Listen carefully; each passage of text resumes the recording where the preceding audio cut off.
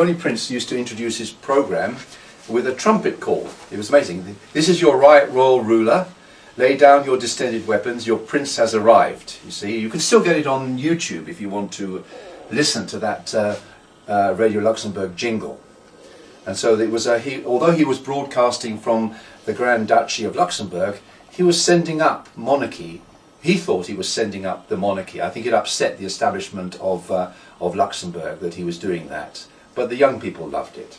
So having listened to the lectures by David Christian for 4 days, I went to the library. I went to the library to try and get a copy of Divine Principle. But they never heard of it. So I had to settle for buying a Bible from a second-hand bookshop. I went and bought a second-hand Bible, and I went and looked through the Bible for formulas. Now, Divine Principle teaches basically about the fall of man. It's a very systematic teaching. It deals with the motivation and process of the fall of man, and how God is working through history to reverse the effects of the fall, to separate Satan. And Divine Principle basically has the idea of 3 parallels of history, approximately 2,000 years each. Adam to Abraham, Abraham to Jesus, and then Jesus to the second coming, the year 2000, are 3 2,000-year periods of history. And it shows that there's a parallel in the development of each period.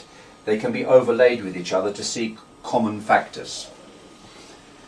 So I went to the library to get a copy of the Divine Principle. There was no Divine Principle, so I settled. The Bible was, of course, out on loan, so I couldn't get a copy of the Bible. So I went and bought a second-hand copy of the Bible, and I then sat down and wrote down all the formulas I could find in the Bible on the back of a cornflakes packet.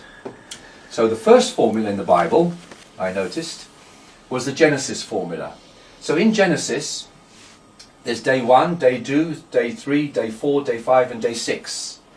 Then there's a 7th day, the Sabbath. And then it says in Genesis, the Lord was walking in the cool of the day. So there was an 8th day. There was an 8th day in the Bible. But it was never sealed as an 8th day. Each time God made something in the creation, he said it was good, and he sealed it. That was the first day. So when it came to the Sabbath, God had finished his responsibility, and all that was left to be accomplished was a command that he gave Adam and Eve, not to eat the fruit of the tree of knowledge of good and evil. That's all that was left. So although many people think of creation as being 7 days, in reality it says God was walking in the cool of the day. It didn't define it as the 8th day, but it's very logical to think there's an 8th day that was not fulfilled. The responsibility wasn't fulfilled. Okay, there's a formula there.